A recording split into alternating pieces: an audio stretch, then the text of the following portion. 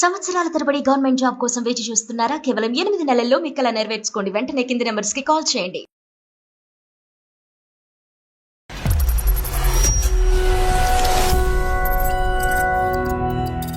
కొంచెం క్లోజ్ గా మూవ్ అవుతూ ఉండేవారు అంటే ఇంట్లోకి వచ్చి కూర్చునేవారు మా సార్ డ్యూటీకి వెళ్ళే టైంలో.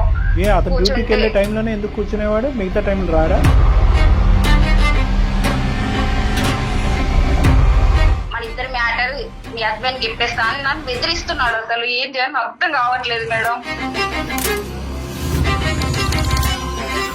నెలకి 25,000 కట్టాలి అంటే భర్తలకు తెలియకుండా ఎట్లా తీసుకొస్తారు మీరంతా? ఎంత చెప్పండి, ఎంత ఇబ్బంది కాదు నెల నెల మళ్ళీ అతని అకౌంట్ లో వేయించటం. వ్యాపారం కాకుండా ఇంకా ఏదైనా మేము వినకూడదు ఏమైనా ఉందా? లేదు లేదు సార్, కానీ అట్లా క్రియేట్ చేస్తున్నాడు నా పైన. నేను వాళ్ళకి ఆన్సర్ ఎలా చెప్పాలి చెప్పు? అవన్నీ చెప్పగానే ఆంటీ నాకు ముందు ఆంటీ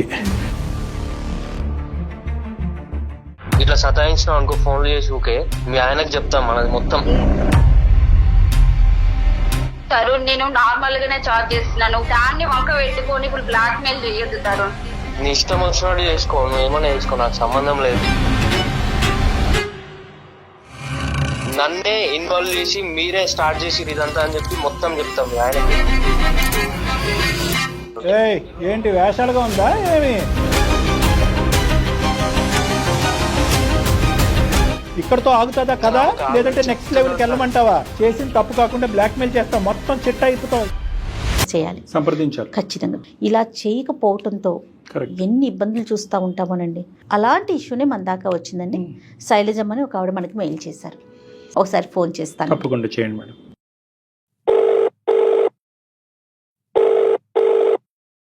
హలో హలో, నమస్తే అండి, శైలజ గారా? ఎవరు మీరు? నేను జయానండి, సుమన్ టీవీ అందమైన జీవితం ప్రోగ్రామ్ నుంచి కాల్ చేస్తున్నాను. ఓ మేడం, థ్యాంక్ యూ మేడం. మీకు మెయిల్ చూస్తారు అనుకోలేదు.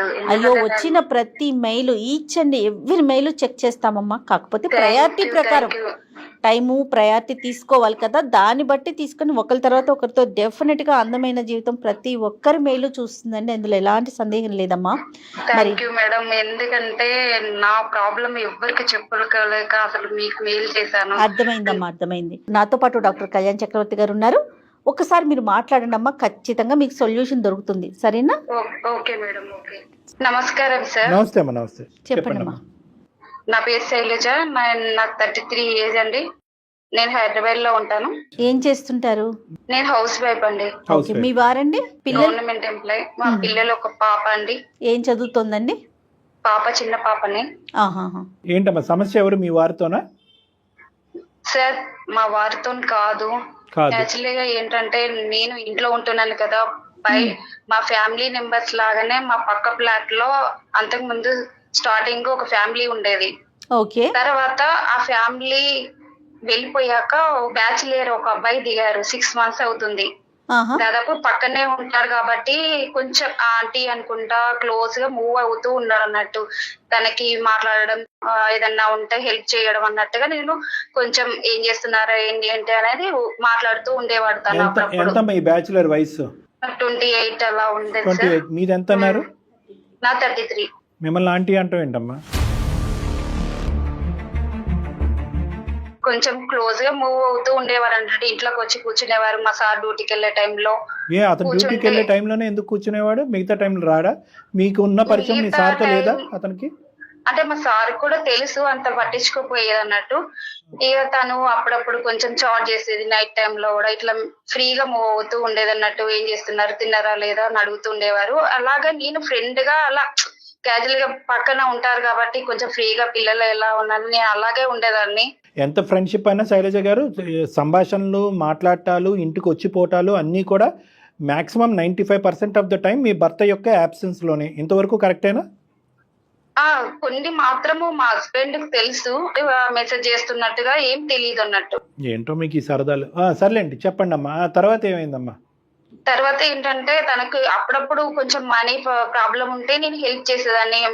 అని ఇలా కొంచెం ప్రాబ్లం ఉంది, ఒక 2000 వేయరా, ఒక 5000 వేయరా అంటే నేను ఎట్లా అని నేను కూడా అడ్జస్ట్ చేసిన. అసలు అతను మరి తను ఏం వర్క్ చేస్తారని తెలియదు కానీ నార్మల్ గా ప్రైవేట్ గా వర్క్ చేస్తూ ఉంటాడు. ఇంట్లో ఎక్కువ శాతం స్పెండ్ చేసేవాడు అన్నట్టు. ఇంట్లోనే ఉంటాడు. ఇంట్లోనే ఉంటాడు.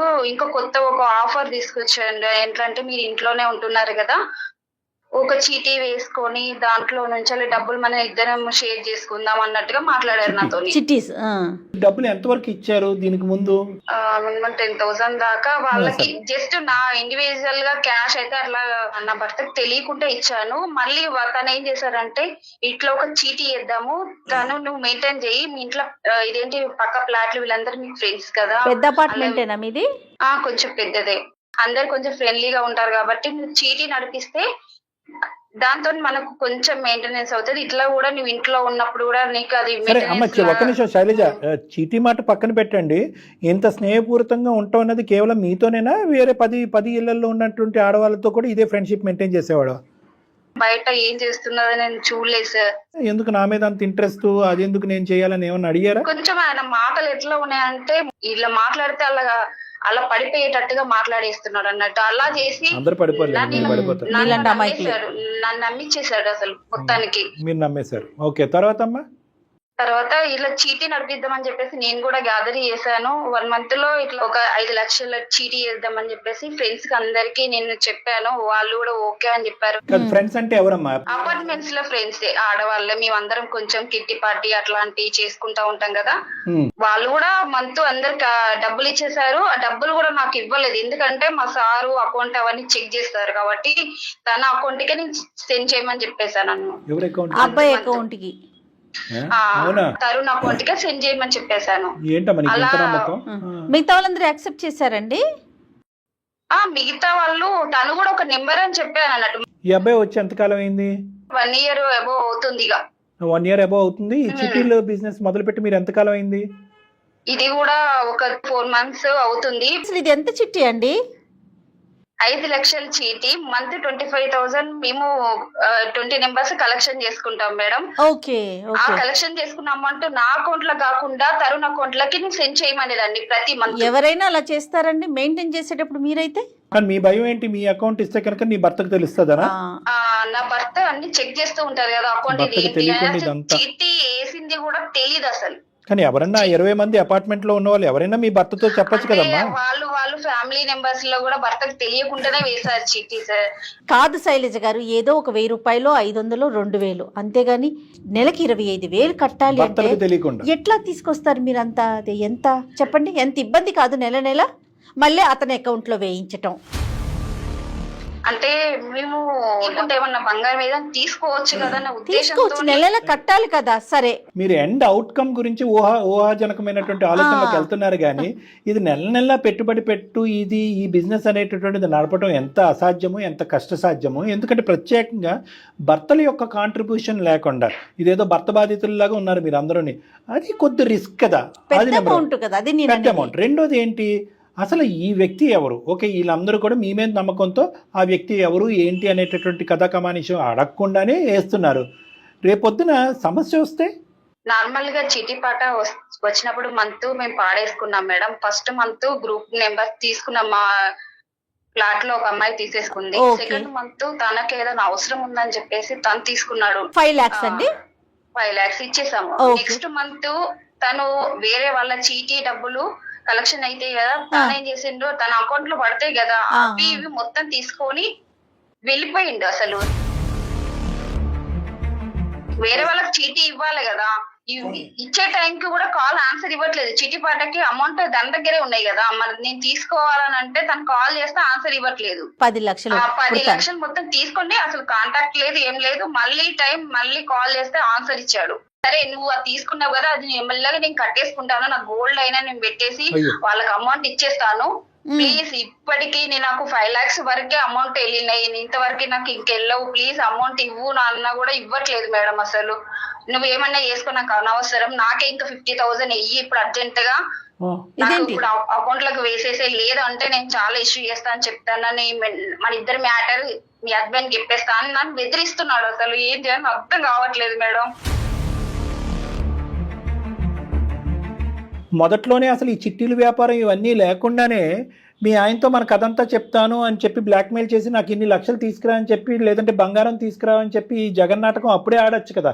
ఇప్పుడు ఇప్పుడు నిజంగా వాడు తప్పుడోడు అయితే ఇప్పుడు నలుగురు చేతుల్లో ఇప్పుడు తన్నులు తినేటట్టున్నావు కదా మనం. ఇప్పుడు అతనికి కావాలని మేడం ఇరికించాడండి వాళ్ళు అందరిలో. అసలు ఇంటి ముంగడికి రాలేదు, ఇంకా అసలు వాళ్ళకి చిట్టి ఆ అబ్బాయి వెళ్ళిపోయిందని కూడా తెలియదు. అసలు తెలిసిందంటే వాళ్ళ ఇంటి ముంగడికి వచ్చి లొల్లి వేసిందంటే మా హస్బెండ్ తెలుస్తుంది. మా హస్బెండ్ తెలిస్తే ఇక కాదమ్మా, ఇది ఇంట్లోకి కాకుండా ఏమన్నా వెళ్ళగొట్టేస్తారు. అయ్యిందమ్మా మీ ఇద్దరి మధ్యన? అంటే ఈ చిట్టీలు వ్యాపారం కాకుండా ఇంకా ఏదైనా మేము వినకూడదు ఏమన్నా ఉందా? లేదు లేదు సార్, కానీ అట్లా క్రియేట్ చేస్తున్నాడు నా పైన. అదే నేను బ్లాక్మెయిల్ జస్ట్ చేస్తాను. ఫ్రెండ్లీగానే మూవ్ అయినా, కానీ తను ఏంటంటే ఇంకేదో ఉన్నట్టుగా క్రియేట్ చేస్తున్నాడు. ఎవరైనా చిన్నగా మాట్లాడితేనే తప్పు పడతారు కదా, ఇంకా క్రియేట్ చేసి చెప్పేసరికి ఇలా బెదిరిస్తున్నాడు. మా హస్బెండ్ కి ఏమైనా తెలిసిందంటే ఇక నన్ను ఇంట్లోకి వెళ్ళగొట్టేస్తారు. పేరెంట్స్ చెప్పుకోలేను, బంగారం అంతా పెట్టేసి వాళ్ళకి అమౌంట్ అయితే ఇచ్చేసాను. ఫస్ట్ వాళ్ళ అమ్మకుంటా అవన్నీ అమౌంట్ తీసుకొని వాళ్ళకైతే క్లియర్ చేశాను. సో 5 lakhs రావాలి ప్లస్ నెల నెలా కట్టాలి. అమ్మ వాళ్ళకి ఇట్లా బంగారం కావాలంటే ఇచ్చానని చెప్పాను. ఇంట్లో అడిగితే అదే చెప్పాను, ఇట్లా బంగారం వాళ్ళకి ఏదో మ్యారేజ్ ఉందని అన్నారని చెప్పేసి ఇచ్చేసాను. ఇది కూడా అమౌంట్ పెట్టి తీసుకొచ్చానని కూడా తెలియదు. నన్ను తెలిసిందంటే ఉంచారు. ఇక ఇంట్లో మీ భర్త గారు ఎంతో నమ్మకంతో నీ మీద ఒక భారం వేసి మామూలుగా కుటుంబాన్ని ఏదో హ్యాపీగా చక్కదిద్దుకుంటాం అనేటటువంటి వ్యక్తి వెనకతలు వెన్నుపోటు పొడిచినట్టే కదమ్మా. అతను ఎలా తట్టుకుంటాడు? ఇది నీ ఫ్యామిలీ లైఫ్ కూడా థ్రెట్. ఇది కాదు సార్, ఇప్పుడైతే ఇంకా దారుణంగా 50,000 ఇట్లా అకౌంట్ లో వెయ్యి అని బెదిరిస్తున్నాడు. ఏంటంటే నేను చేసిన చాటింగ్ అది కూడా ఇంకా నార్మల్ గా ఫేక్ క్రియేట్ చేసి చూపిస్తాను అన్నట్టుగా బెదిరిస్తున్నాడు. అసలు మీరు ఏ తప్పు చేయకపోయినా మీ భర్తకు తెలియకుండా అర్ధరాత్రులు అపరాత్రులు అతనికి మెసేజ్ల్లో కమ్యూనికేషన్ ఉండవలసిన అవసరం ఏంటి? ఒక పరాయి వ్యక్తి, పెళ్లి కానటువంటి వ్యక్తి, నీకంటే 4 సంవత్సరాలు చిన్నోడైనా కూడా మీ భర్త లేనప్పుడు మీ ఇంటికి రావాల్సినటువంటి అవసరం ఏంటి? ఎవరన్నా చూస్తే కనుక ఫస్ట్ ఆ ఇష్యూ గురించి మనం మాట్లాడుతున్నాం. ఇప్పుడు వాడి థాట్ ఒకటేనమ్మా, వాడి థాట్ ఒకటే. వాడికి నువ్వు ఒక్కడవే కాదు, ఇలాంటి వాళ్ళు చాలా మంది ఉండుంటారు. వాడు ఇలాంటి అంశాలలో నిష్ణాతుడై ఉంటాడు. అందు గురించి ఇందాక నువ్వు అన్నావు కదా, ఉద్యోగ సద్యోగం ఏం లేదు ఇంట్లోనే పడి ఉంటాడని చెప్పి. అలాంటి వ్యక్తులు ఏ బాధ్యత లేకుండా, ఏ ఉద్యోగం లేకుండా ఇంట్లో ఖాళీగా కూర్చుని ఆ రెంట్లు కట్టుకుంటూ అంత దర్జాగా ఒక సింగిల్ అపార్ట్మెంట్లో వాడు గడుపుతున్నాడంటే వీడు ఎవడు, వీడు పూర్వాపరాలేంటి అనేటటువంటిది మినిమం ఆలోచన అనేది నీకు ఇంపార్టెంట్. ఇక్కడ ఏంటంటే ఈరోజు చిట్టి పాట వరకు వచ్చింది కాబట్టి ఈరోజు మా దగ్గరకు వచ్చి ఉన్నావు. ఒకప్పుడు చిట్టి పాట అనేటటువంటి సబ్జెక్ట్ ఇక్కడ కట్ చేస్తే ఇలా మెసేజ్లు చేసుకోవటం, ఫోన్ కాల్లు మాట్లాడుకోవటం, అడ్డంగా నా భర్తకు దొరికానండి అనేటటువంటి ఇంకో టాపిక్తో మా దగ్గరకు వచ్చుంటే ఇంకెలా ఉండేది జీవితం? ఎందుకు భర్త తెలియకుండా మెసేజ్లు పంపిస్తుంది? భర్త లేనటువంటి టైంలోనే నన్ను ఇంటికి తలుపులు ఎందుకు తీస్తుంది అంటే ఇది వీక్నెస్. అంటే నువ్వు ఒక విధమైనటువంటి ఆనందాన్ని, సంతోషం పొందావు. వాడు ఆనందాన్ని, సంతోషాన్ని బలనెత్ కింద వాడి నెక్స్ట్ లెవెల్లో 1,000 తీసుకుని స్టార్టింగ్లో ఒక 10,000 వరకు తీసుకుని ఈ అమ్మాయి గుడ్డిగా ఇస్తుందా, భయంతో ఇస్తుందా?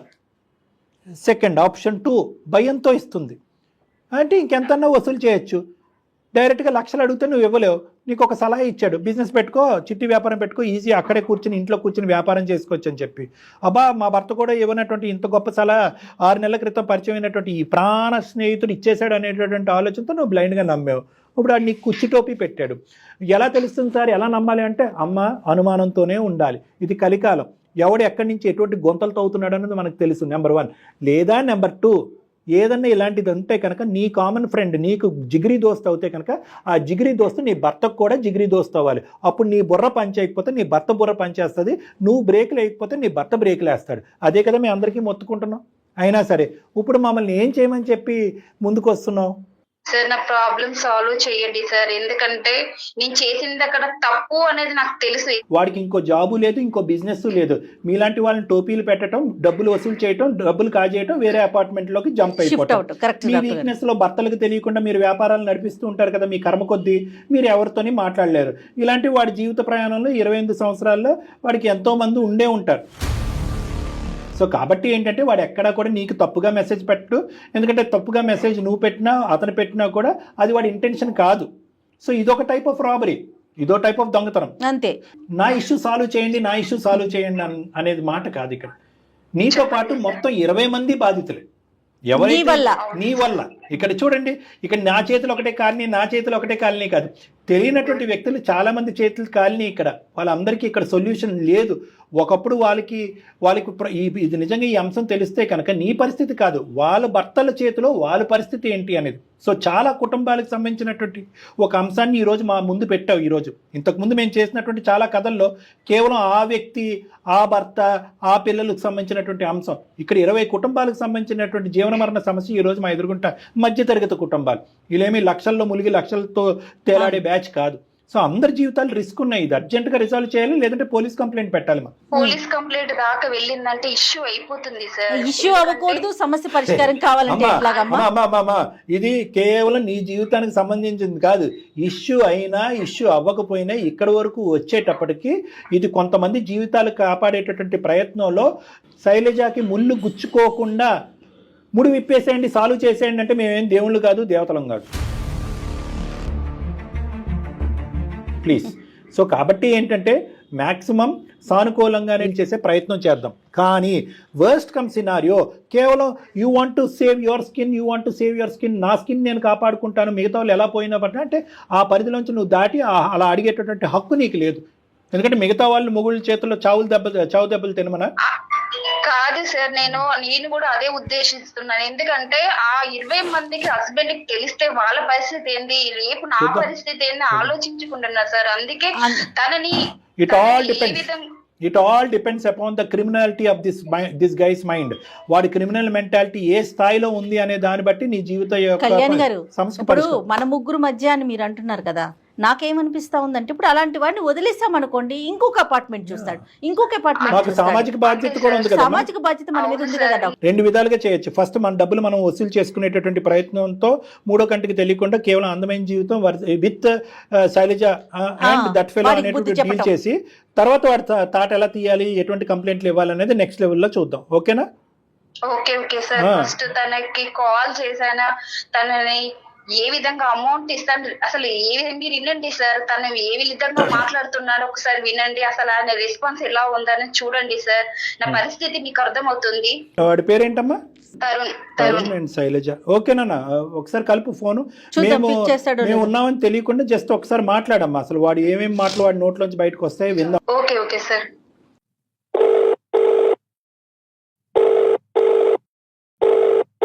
హలో తరుణ్. హలో తరుణ్ చెప్పు. హలో, అమౌంట్ తీసుకొని ఇంత కూల్లో మాట్లాడుతున్నావు? ఇప్పుడు ఏమైనా చెప్పినా కదా, నీకు అన్ని చెప్పినా కదా. నా అమౌంట్ తీసుకొని ఇప్పుడు నాకు ఇంట్లో తెలిస్తే ఎంత ప్రాబ్లం అవుతుంది తెలుసు కదా నీకు. నా దగ్గర ఇప్పుడు అమౌంట్ ఇవ్వని చెప్పినా కదా. నువ్వు అట్లా చెప్పేస్తే ఎట్లా చెప్పు? ఇక్కడ ఉన్నావు, డబ్బులు తీసుకొని ఇక్కడే ఉండాలి కదా, ఎందుకు వెళ్ళిపోయావు నువ్వు? వెళ్ళిపోవడం అంటే నాకు కొన్ని ఇబ్బందులు ఉన్నాయని మీకు చెప్పినా కదా. ఇబ్బంది ఉంటే అమౌంట్ నాకు ఇచ్చేసేయి, మరి అమౌంట్ ఇచ్చేసి ఎక్కడికైనా వెళ్ళిపో. 20 మంది అమౌంట్ నువ్వు తీసుకొని వెళ్ళిపోయావు అంటే నేను వాళ్ళకి ఆన్సర్ ఎలా చెప్పాలి చెప్పు? ఏదన్నా ఒకటి చెప్పు. చిట్టి వేసేటప్పుడు అట్లానే చెప్పినావు కదా వాళ్ళకి ముందే, అట్లానే ఇప్పుడు కూడా ఏదో ఒకటి మేనేజ్ చెయ్యి. ఈజీగా మాట్లాడకు తరుణ్.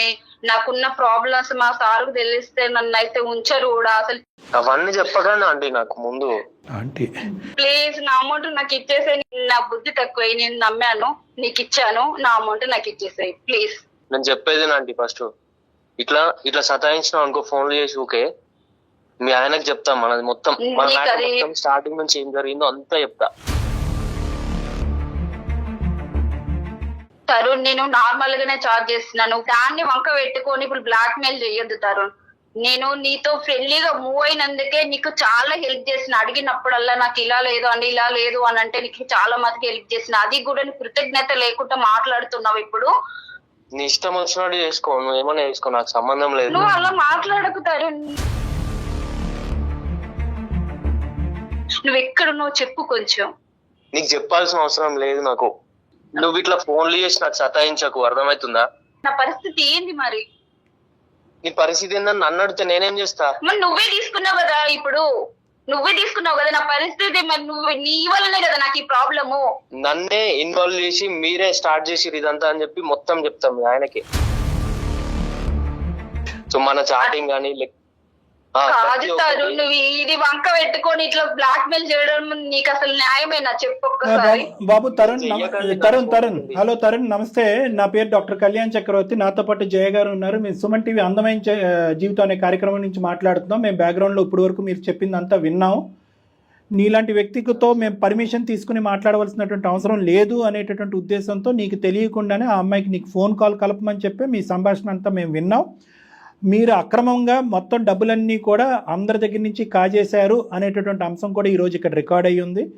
కాబట్టి మేము మీ ద్వారా తెలుసుకోవాల్సింది ఏంటంటే కనుక, ఇప్పుడు ఒప్పేసుకున్నావు కాబట్టి బాబు నాయన తండ్రి అని మాట్లాడవలసినటువంటి అవసరం లేదు. అసలు ఇంత దరిద్రానికి ఎందుకు ఒడిగట్టావు? ఇది ఫస్ట్ టైమా? ఇంతకు ముందు కూడా ఇలాంటి కథలు చాలా నడిచినాయా? సార్ అవన్నీ నేను మీకు చెప్పాల్సిన అవసరం లేదు సార్. నాకు అవసరం ఉంది నాన్న, అవసరం ఉంది. ఇది సామాజిక అంశం. 20 మంది బాధితులు ఉన్నారు, అందులో ఒక బాధితురాలు ఇక్కడ లైవ్లో మీరు లెక్క తేలుస్తారని, నన్ను సూసైడ్ చేసుకుని చనిపోమంటారని, నాకు చావురేవో అనేటటువంటి విధంగా అమ్మాయి మాట్లాడుతుంది. వీళ్ళందరి జీవితాలు కాపాడవలసినటువంటి అవసరం మాకుంది. కాబట్టి ఇది ఒక సామాజిక బాధ్యత. అడిగే ప్రశ్నించేటటువంటి హక్కు మా మీద ఉంది, అధికారం మాకు. ఎవరు చెప్పారు సార్? మీకు ఇప్పుడు ఎవరు చెప్పారు? ఆమెనే సాల్వ్ చేస్తారు సార్. ఎలా సాల్వ్ చేస్తారు? ఏంటి వేషాలుగా ఉందా ఏమి?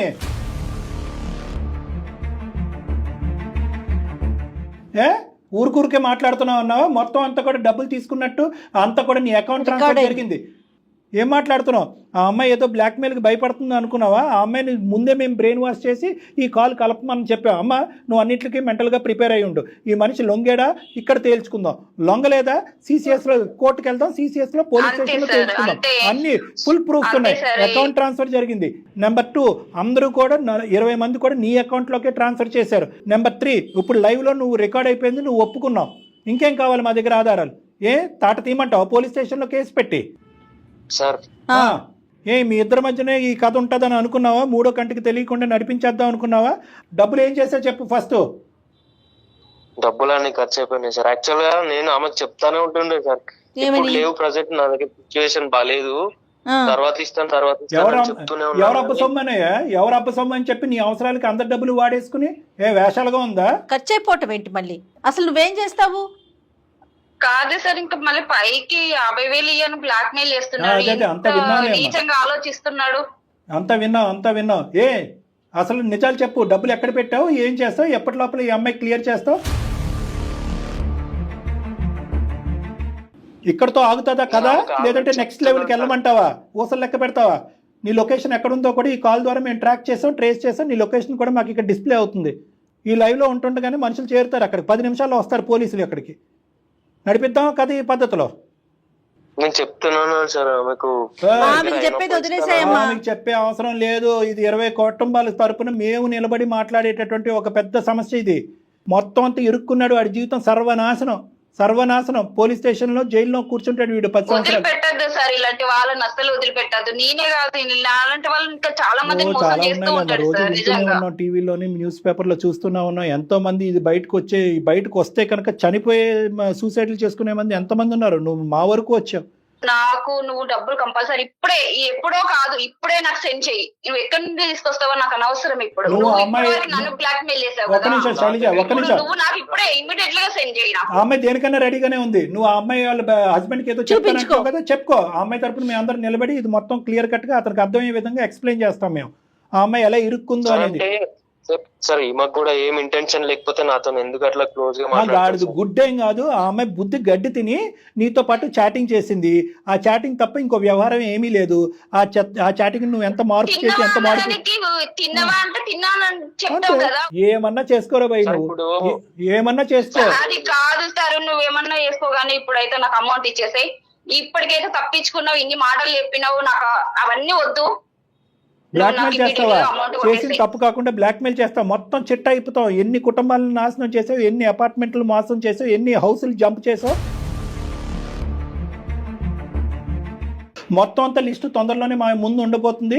నీ పేరు, నీ నెంబర్ బట్టి మొత్తం అంతా ట్రాక్ చేస్తున్నావు ఈ అంశాన్ని అంతా కూడా. ఇప్పుడు ప్రస్తుతానికి ఈ కేసు వరకు మేము నీ మీద ఎటువంటి యాక్షన్ తీసుకోకుండా ఉండాలి అని అంటే కనుక ఇప్పుడు లైవ్లో మేము ఉండగానే ఆ అమ్మాయికి ఇమీడియట్గా నువ్వు అకౌంట్ ట్రాన్స్ఫర్ కొడుతున్నావు. మేము వెయిట్ చేస్తున్నాం. సార్ లేవు sir. Your time counts now, your time starts now. లేవు గివ్ ఏమీ కాదు, your time starts now. Tarun విన్నావు కదా డాక్టర్ గారు చెప్పింది, ఏం చేస్తున్నావు? స్టార్ట్ చేసావా? అకౌంట్ నెంబర్ ఉండే ఉంటుంది నీ దగ్గర. కరెక్ట్ గా 7 minutes ఇస్తున్నావు. Your time starts now. ఎంత ట్రాన్స్ఫర్ చేయబోతున్నావు? 5 lakhs చేయాల్సిందే సార్. నేను ఒక 10 minutes నాకు టైం ఇవ్వండి సార్, నేను ఎక్కడైనా అరేంజ్ చేసుకుంటా. ఫస్ట్ అయితే ఒక 3 lakhs వరకు అట్లా నేను అరేంజ్ చేస్తాను. ఇప్పుడు ఎవరినన్నా అడిగి నా దగ్గర ఒక 2 lakhs ఉంది సార్, ఒక 1 lakh అరేంజ్ చేసుకొని మొత్తం 3 lakhs ఇస్తాను. ఇప్పుడు సరే, మేము లైన్ లో ఉంటాం. నువ్వు 3 lakhs రైట్, మిగతా 2 lakhs ఎప్పుడు ఇస్తావు? సో కొంచెం టైం పడుతుంది. కొంచెం టైం అంటే ఆ టైం ఎంత? కొంచెం క్లారిటీ కావాల్సిందే.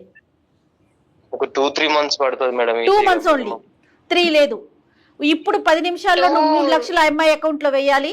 విత్ ఇన్ 2 months లో ఇంకొక 2 lakhs అమ్మాయి అకౌంట్ లో వేయాలి. దానికి ఓకేనా? ఓకే మేడం, కాకపోతే ఇది ఇక్కడతోనే క్లోజ్ చేయండి మేడం. అది క్లోజ్ చేసే విషయం మాట్లాడదాం, ముందు నువ్వు వెయ్యు. తమ్ముడు ఒక్క నిమిషం, మేము క్లోజ్ చేయాలా సాగదీయాలా అనేటటువంటిది మమ్మల్ని బ్లాక్మెయిల్ చేయొద్దు. ఇప్పుడు ఓకే, ఇక్కడ ఒక బాధితురాలు ఇక్కడ మాట్లాడుతుంది కాబట్టి ఈ ఇష్యూని ఇక్కడ వరకు క్లోజ్ చేద్దాం. తర్వాత సంగతి తర్వాత మాట్లాడదాం. మనం వేరే చోట ఫోన్ కలుపుకుని మనం మాట్లాడదాం. నువ్వెంత చేసావు, ఇప్పుడు వరకు నువ్వు ఏం నడిపించావు అనేది తర్వాత మాట్లాడదాం. ఫస్ట్ 10 minutes ఇంకో 1 lakh ఏర్పాటు చేయి. ఇంకో 1 2 lakhs తన దగ్గర 2 మాకు అనవసరం. 3 lakhs వేస్తాడు. మాకు అనవసరం. 10 minutes లో నువ్వు 3 lakhs వేస్తున్నావు. మేము వెయిట్ చేస్తాం.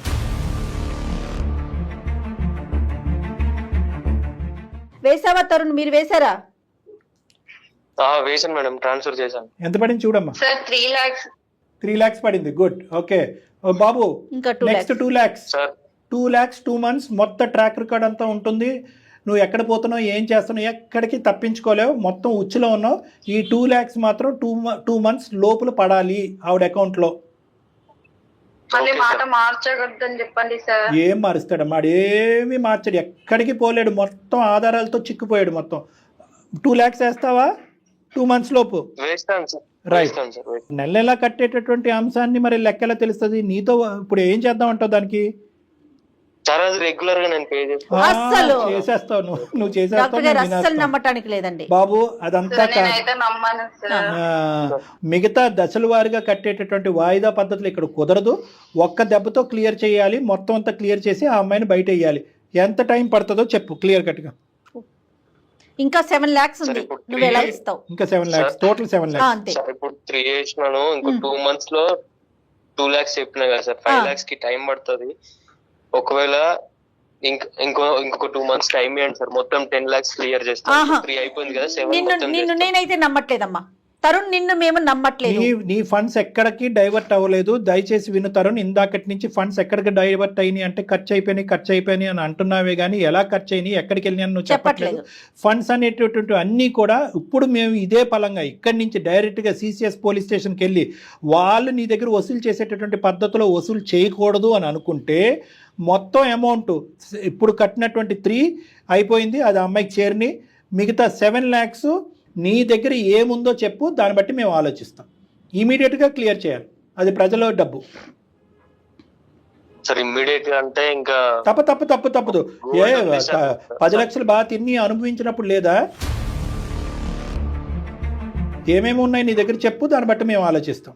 ఇమీడియట్గా పోలీస్ స్టేషన్ వరకు వెళ్ళక ముందే. Come on sir. ఒకటి గోల్డ్ ది బ్రాస్లెట్ లాంటిది, ఇంకొకటి చైన్ ఉంది సార్. అది కావాలంటే మీరు అంటే మేము కావాలంటే కాదు, అది కంపల్సరీ. కొంచెం టైం ఇవ్వండి సార్. అది కరగబెట్టి ఒక బిస్కెట్ తయారు చేస్తాం, బంగారు బిస్కెట్. సో అవి ఎక్కడ చెందాలో అక్కడ చెందాలి కాబట్టి ఇమీడియట్గా అది కూడా మేము జప్తు చేసుకుంటాం. మా మనుషులు వస్తారు, శైలజ గారు కూడా మాతో పాటు వస్తారు. మేము అది మీ దగ్గర వసూలు చేసుకుంటాము. ఆవిడది 2 lakhs మాత్రం దాని ఒక్కదానికి 2 months ఇస్తున్నాము. మిగతా 7 lakhs ఇమీడియట్గా క్లియర్ అయిపోయినట్టే. అంతే కదా మేడం? ఈవిడికి రావాల్సిన 3 lakhs వచ్చేసింది. ఆ బంగారు 5 lakhs త్రూ గోల్డ్. అంతే. రైట్. ఓకేనా? Okay sir. అమ్మా ఎక్కడికి పోడమ్మా, డోంట్ వరీ. ఆ 5 lakhs వర్త్ ఇప్పుడు గోల్డ్ ఇస్తాడు. రిమైనింగ్ 2 lakhs ఒక 2 months టైం ఇచ్చాం. ఆ 2 months కూడా ఎక్కువే అతనికి. ఇంకా వాళ్ళ భర్తకు తెలియదు, వీళ్ళ భర్తకు తెలియనటువంటి అంశం ఏమీ లేదు. ఇది మొత్తం అంతా బహిర్గతమే. ఇది totally transparent and open book. వాళ్ళ భర్తతో మేమే ఇప్పుడు కన్వే చేయబోతున్నాం. నువ్వు మొత్తం ఈ 2 lakhs క్లియర్ చేసేంత వరకు మేము మిమ్మల్ని కనిపెడుతూనే ఉంటాం. మా నెట్వర్క్లోనే నువ్వు ఉంటావు. ఇది దాటి నువ్వు బయటకు వెళ్ళి ప్రయత్నం చేస్తే కనుక మా వరకు కేసు సినారియో అనేది ఉండదు. అది టోటల్గా పోలీసులు చూసుకునేటటువంటి అంశం కింద మారిపోతుంది. ఓకేనా? Okay sir. Okay, phone cut చేసాయి. Good bye. నోటికి వచ్చినట్టు మాట్లాడుతున్నారు. మరి బ్లాక్మెయిల్. శైలజ అమ్మ, ఇప్పుడు వరకు నడిచినటువంటిది ఒక ఎత్తు అయితే కనుక నీ భర్తకు తెలియపరచడం అనేటటువంటిది కూడా చాలా ముఖ్యమైనటువంటి అంశం. ఎందుకంటే ఇది ఒక భయంకరమైనటువంటి నగ్న సత్యం. ఇది ఎల్లకాలం అబద్ధం కిందో కప్పిపుచ్చేటటువంటి ప్రయత్నం చేయటం ఇంపాసిబుల్. ఎందుకంటే కనుక వాడు క్లియర్ చేస్తాడనే నమ్మకం ఉంది. వర్స్ట్ కమ్ సినారియో వాడు క్లియర్ చేయకపోతే ఇందాక నేను చెప్పినట్టుగా ఇదే పంచాయతీ పోలీస్ స్టేషన్లో జరుగుతుంది. ఆ తర్వాత మొత్తం అందరికీ తెలుస్తుంది, నీ భర్తకు కూడా తెలుస్తుంది. పోలీసుల ద్వారా తెలిసేదానికంటే మాలాంటి వాళ్ళు ఎవరైనా మీ హస్బెండ్కి అర్థమయ్యే విధంగా చెప్పడం మంచిదని నేను అనుకుంటున్నాను. ఓకేనా? మీ హస్బెండ్కి చెప్పాలి, అతని సపోర్ట్ కూడా తీసుకోవాలి. ఖచ్చితంగా చెప్పే విధంగా అతను చెప్తే కనుక అతని సపోర్ట్ కూడా నీకు ఉంటుంది. ఎటువంటి నెగిటివ్ పరిణామాలు అనేటటువంటివి ఉండవు. ఇప్పటికైనా అర్థమైంది కదా, ఏది కూడా ఇందాక మేడం ఓపెనింగ్ స్టేట్మెంట్ చెప్పారు, భర్తకు తెలియకుండా భార్య, భార్యకి తెలియకుండా భర్త, తల్లిదండ్రులకు తెలియకుండా పిల్లలు, ఇలా గోప్యంగా ఉంచుతూ కుటుంబాన్ని నడిపించడం చాలా కష్టసాధ్యం. ఇలాంటి క్లిష్టమైనటువంటి అంశాలు ఏమన్నా ఉంటే కనుక ముందస్తునే ఫ్యామిలీ మెంబర్స్తో మాట్లాడి ఓపెన్గా ఇటువంటి నిర్ణయాలు తీసుకుంటే మంచిది. ఇది నెంబర్ 1. నెంబర్ 2 ఏంటంటే కనుక అనామికులతో తెలియనటువంటి మొహాలతో సంప్రదింపులు, మెసేజ్లు, ఫోన్ కాల్స్, ఆర్థిక లావాదేవీలు ఇలాంటివి అన్నీ చేసుకుంటూ తల ప్రాణం తోక్కి తెచ్చుకోకండి. ఇది నా ద్వారా, అందమైన జీవితం ద్వారా, డాక్టర్ కళ్యాణ్ చక్రవర్తి జయ ద్వారా అందరికీ అందించేటటువంటి ఒక సందేశం.